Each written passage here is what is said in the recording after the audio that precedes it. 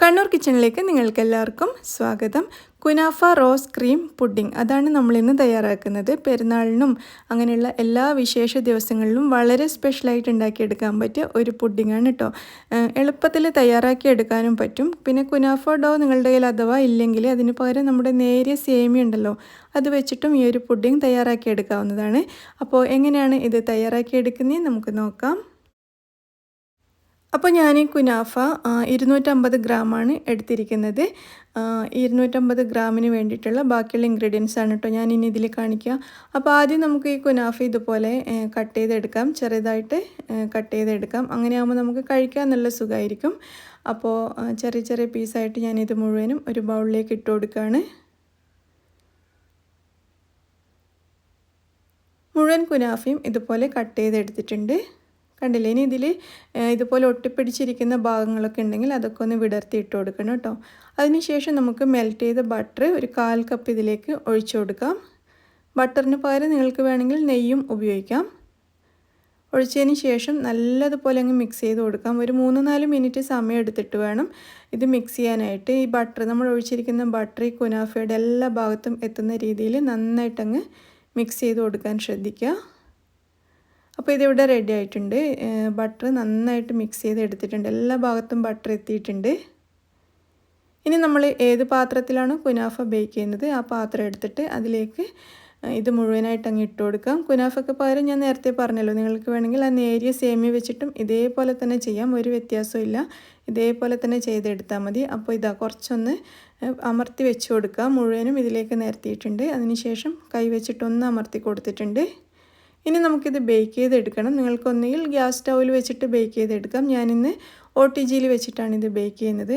അപ്പോൾ ഞാൻ ഈ ഓവൻ 200 ഡിഗ്രിയിൽ 10 മിനിറ്റ് പ്രീ ഹീറ്റ് ചെയ്തിട്ടുണ്ടായിരുന്നു. പ്രീ ഹീറ്റ് ചെയ്ത ഓവനിലേക്ക് നമ്മുടെ ഈ ഒരു പാൻ വെച്ച് കൊടുക്കുക. അതിനുശേഷം അടച്ചു വെച്ചിട്ട് ഞാനൊരു 20 മിനിറ്റ് 180 ഡിഗ്രിയിൽ ഇതൊന്ന് ബേക്ക് ചെയ്തെടുക്കുന്നുണ്ട്. അപ്പോൾ ബേക്കിങ്ങിൻ്റെ ഓപ്ഷൻ, അതായത് താഴെ മാത്രം ഫ്ലെയിമുള്ള ഓപ്ഷൻ തന്നെയാണ് ഞാൻ സെലക്ട് ചെയ്തിട്ടുള്ളത്. അപ്പോൾ ഇതിവിടെ റെഡി ആവട്ടെ.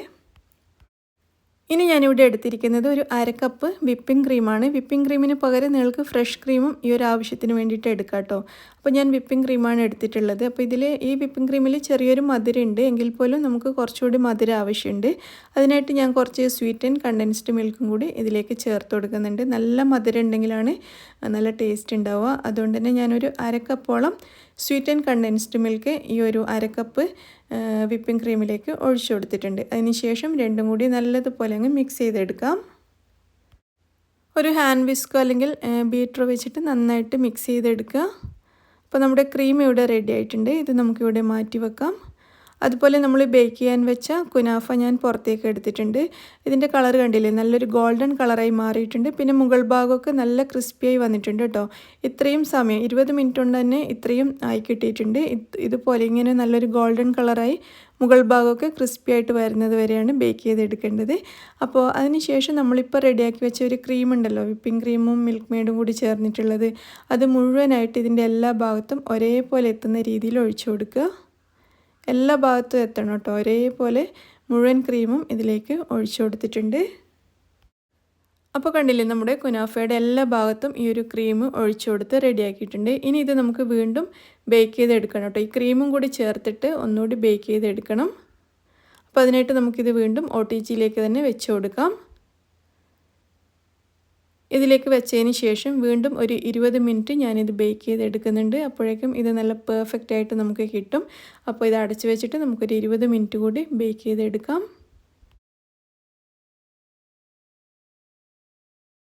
അങ്ങനെ ഒരു 20 മിനിറ്റ് കൂടി ഇത് ബേക്ക് ചെയ്തെടുത്തിട്ടുണ്ട്. ഇത് നമുക്ക് ഓവനിൽ നിന്നും മാറ്റി വെക്കാം. അപ്പോൾ ഇത് വീണ്ടും നല്ല ക്രിസ്പിയായി വന്നിട്ടുണ്ട്. കളറൊക്കെ ഒന്ന് മാറി വന്നിട്ടുണ്ട്. നിങ്ങൾക്ക് കാണുമ്പോൾ തന്നെ അറിയാൻ പറ്റുന്നുണ്ടാവും. നമ്മൾ രണ്ടാമത് ബേക്ക് ചെയ്തിട്ട് വീണ്ടും ഇത് കുറച്ചൊന്ന് ക്രിസ്പിയായി മാറിയിട്ടുണ്ട്. ഉൾഭാഗമൊക്കെ നല്ല സോഫ്റ്റ് ആയിട്ടാണ് കേട്ടോ ഇരിക്കുക. ഇങ്ങനെ മുകൾ ഭാഗം മാത്രമാണ് കുറച്ച് ക്രിസ്പി ആയിട്ടുണ്ടാവുക. അപ്പോൾ ഇതിനെ നമുക്ക് റൂം ടെമ്പറേച്ചറിലാവാൻ വേണ്ടിയിട്ട് വെയിറ്റ് ചെയ്യണം. അതിനുശേഷം വേണം നമുക്കിതിൻ്റെ മുകളിൽ ക്രീമൊക്കെ ചെയ്ത് കൊടുക്കാനായിട്ട്. അപ്പോൾ അതിനായിട്ട് നമുക്ക് വെയിറ്റ് ചെയ്യാം.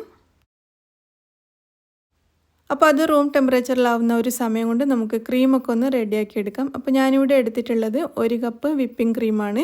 അപ്പോൾ വിപ്പിംഗ് ക്രീം നല്ലതുപോലെ അങ്ങ് ബീറ്റ് ചെയ്ത് നല്ല സ്റ്റിഫായിട്ട് വരുന്നത് വരെ ഇതുപോലെ ബീറ്റ് ചെയ്തെടുക്കാം.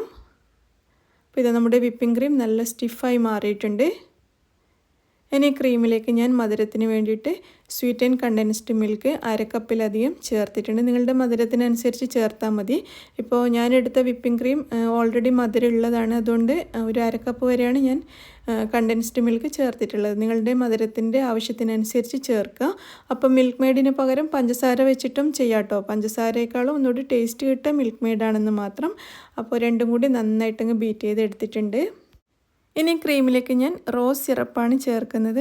നമ്മുടെ ഒരു റോസ് ക്രീം പുഡിംഗ് ആണല്ലോ, അപ്പോൾ റോസ് സിറപ്പിൻ്റെ ആ ഒരു ഫ്ലേവർ, റോസിൻ്റെ ഒരു ഫ്ലേവർ നമുക്ക് കിട്ടണം. അപ്പോൾ റോസ് സിറപ്പ് അല്ലെങ്കിൽ റോസ് എസൻസ് ആണ് കയ്യിലുള്ളതെങ്കിൽ അത് ചേർക്കുക. റോസ് സിറപ്പ് 3 ടേബിൾ സ്പൂൺ ചേർത്ത് നന്നായിട്ട് മിക്സ് ചെയ്തിട്ടുണ്ട്. അപ്പോൾ ഇതിന് പിങ്ക് കളറ് കുറവായതുകൊണ്ട് ഞാൻ ഒരു തുള്ളി വരെ റെഡ് കളർ ചേർക്കുന്നുണ്ട്. അങ്ങനെയാകുമ്പോൾ നല്ലൊരു പിങ്ക് കളർ നമുക്ക് കിട്ടും. ഒരു തുള്ളി മതി കേട്ടോ, കൂടുതലൊന്നും വേണ്ട. ഒരു തുള്ളി റെഡ് ഫുഡ് കളർ ചേർത്തിട്ട് നന്നായിട്ട് മിക്സ് ചെയ്തെടുത്തിട്ടുണ്ട്. അപ്പോൾ കണ്ടില്ലേ, നല്ലൊരു പിങ്ക് കളർ നമുക്ക് കിട്ടിയിട്ടുണ്ട്. അപ്പോൾ ഇത് നമ്മുടെ ക്രീം ഇവിടെ റെഡി ആയിട്ടുണ്ട്. അതുപോലെ തന്നെ നമ്മൾ നേരത്തെ റെഡിയാക്കി വെച്ച കുനാഫ റൂം ടെമ്പറേച്ചറിലായി മാറിയിട്ടുണ്ട്. ഇനി അതിൻ്റെ മുകളിലേക്ക് ഈ ക്രീം ഇതുപോലെ ഇട്ട് കൊടുത്തിട്ട് എല്ലാ ഭാഗത്തും ഒരേപോലെ അങ്ങ് സ്പ്രെഡ് ചെയ്ത് കൊടുക്കാം. അപ്പോൾ നമ്മൾ തയ്യാറാക്കി വെച്ച മുഴുവൻ ക്രീമും ഇതിൻ്റെ മുകളിൽ ഇങ്ങനെ ഇട്ട് കൊടുക്കണം കേട്ടോ. അതിനുശേഷം മുകൾ ഭാഗമൊക്കെ നമുക്ക് നല്ല സ്മൂത്ത് ആക്കിയിട്ട് അങ്ങ് എടുക്കണം.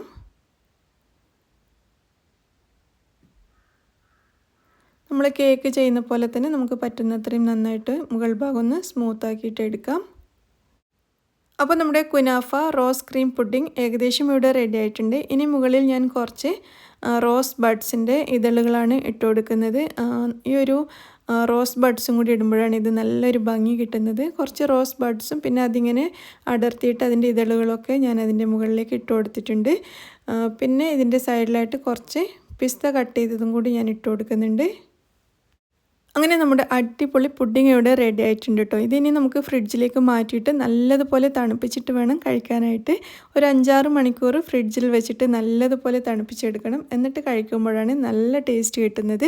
അപ്പോൾ അതിനായിട്ട് ഞാനിത് ഫ്രിഡ്ജിലേക്ക് മാറ്റുകയാണ്. അപ്പോൾ ഇത് ലാസ്റ്റ് കട്ട് ചെയ്തെടുത്ത പീസാണിത്. കട്ട് ചെയ്യുന്നതൊന്നും എനിക്ക് കാണിക്കാൻ പറ്റിയില്ല. അപ്പോൾ നല്ല ടേസ്റ്റി പുഡിംഗ് ആയിരുന്നു കേട്ടോ. എല്ലാവരും ട്രൈ ചെയ്ത് നോക്കണം. പെരുന്നാളിനൊക്കെ ഉണ്ടാക്കിയെടുക്കാൻ പറ്റിയ അടിപൊളി പുഡിംഗാണ്. കുനാഫ നല്ല സോഫ്റ്റ് ആയിട്ടാണ് കേട്ടോ ഉണ്ടാവുക. നമ്മൾ മേലയിൽ ക്രീമൊക്കെ ചെയ്ത് കഴിഞ്ഞ് നമ്മൾ കഴിക്കുന്ന സമയമാകുമ്പോഴേക്കും കുറച്ച് സോഫ്റ്റ് ആയിട്ടാണ് ഉണ്ടാവുക.